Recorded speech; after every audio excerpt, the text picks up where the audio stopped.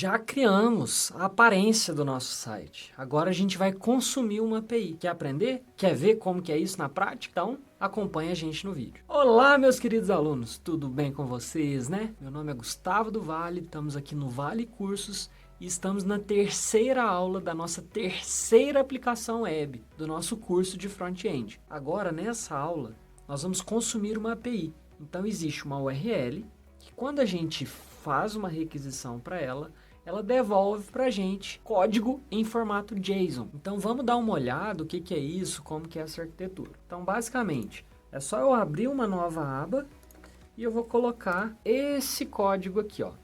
Ele vem de JSON placeholder.typecode.com/users. Se a gente remove users aqui, vocês vão ver que é um site e eles têm outros endpoints. Então tem posts, comments, álbuns, fotos, users, etc.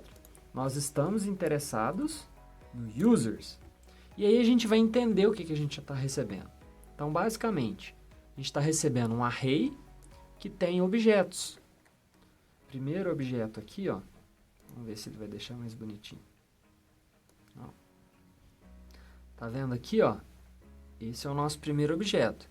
Tudo isso daqui. A gente tem o campo ID, o campo name, o campo username, o campo e-mail, o campo address. A gente não precisa de utilizar todos, né? Mas a gente tem. Temos o campo phone, website, company. Então, a gente já criou o nosso formulário com parte dessas informações. Então, não vou utilizar todas as informações para o nosso usuário não ficar muito complexo e a gente ter a chance de adicionar mais alguma coisa aí para eles. Beleza?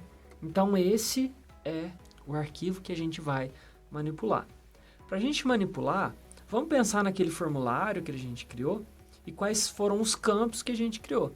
É assim que a gente vai criar uma classe user. Então para a gente fazer isso é só a gente voltar no nosso VS Code. Vou abaixar aqui. A gente tem o nosso arquivo user. Então vamos criar uma classe user. Então, agora a gente tem que criar quais são os campos, né? Então, em JavaScript, a gente tem o constructor, onde a gente passa quais são os campos. ID, name, username, e-mail, phone e website. Beleza. E aí, em JavaScript, a gente não precisa de declarar quais são os nossos atributos. É só a gente atribuir direto para eles. Então a gente vai ter um this.id, receber o valor desse ID que a gente recebeu aqui como parâmetro desse construtor. Então nós temos o this.name, que vai ser igual a name. A gente vai ter o this.username, que vai ser igual a esse username que a gente recebeu ali. A gente vai ter o this.email, que vai ser igual ao e-mail que a gente recebeu ali. Depois a gente vai ter o this.phone, que vai ser igual ao phone que a gente recebeu ali. Depois o this.website, que vai ser igual ao website que a gente recebeu ali. Então está aqui o nosso objeto, ele está criado. Agora a gente vai começar a utilizar esse usuário. Onde? No nosso script. Aqui a gente está só no user, a gente está só modelando ele. E no nosso script a gente vai de fato utilizar. Como que a gente vai fazer? A gente vai criar um page users, que vai ser um array. Por enquanto, esse array está vazio. Aí eu já vou criar a interface dos métodos que a gente vai utilizar aqui. Então, a gente vai ter uma função que vai mostrar os nossos usuários. Então, está aqui a nossa função. Nós vamos ter uma função que vai fazer o fetch do users. Nesse fetch users, para quem não sabe, depois que a gente implementar vai ficar claro. Mas de forma geral, a gente vai pegar o que a gente recebe da nossa API e vai transformar nesse usuário que a gente conhece. Depois a gente vai tratar o add user, que é aquela função que a gente criou e colocou como onClick do nosso botão do formulário. E vamos fazer também um remove user, quando alguém remover um usuário. Tudo isso, a gente tem um document, add event listener, quando o quê? Quando DOM content loaded, ou seja, quando o documento carregar, nós vamos fazer um function e vamos passar uma função.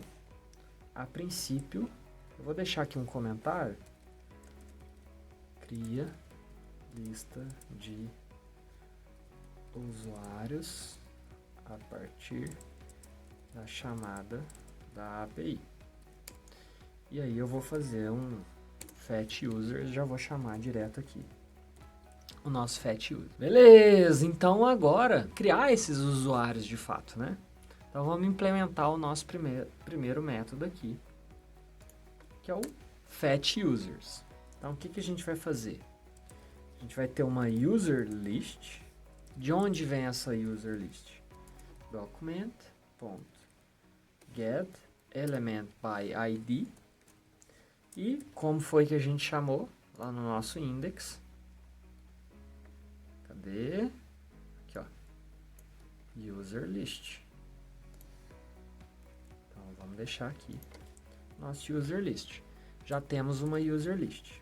Agora a gente vai fazer user list.inner HTML.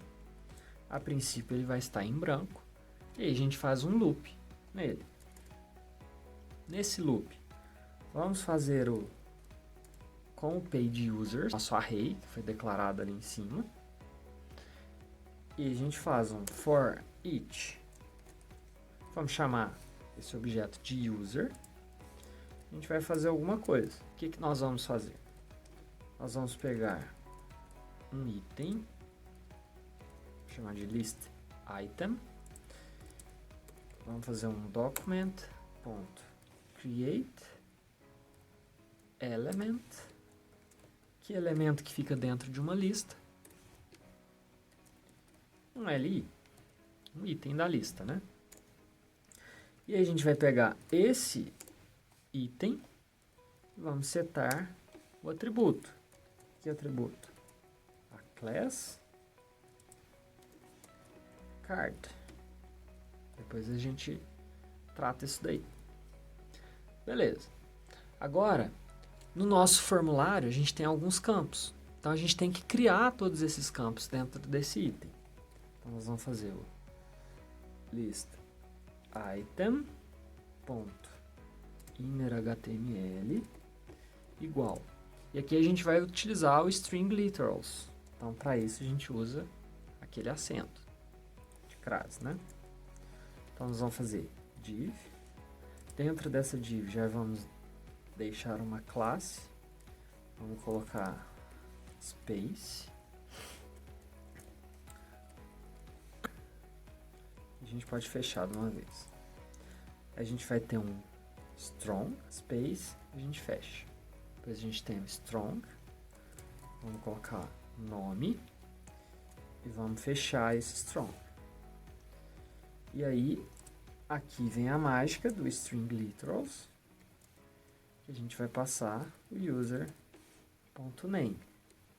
E vamos fechar a div. Barra div.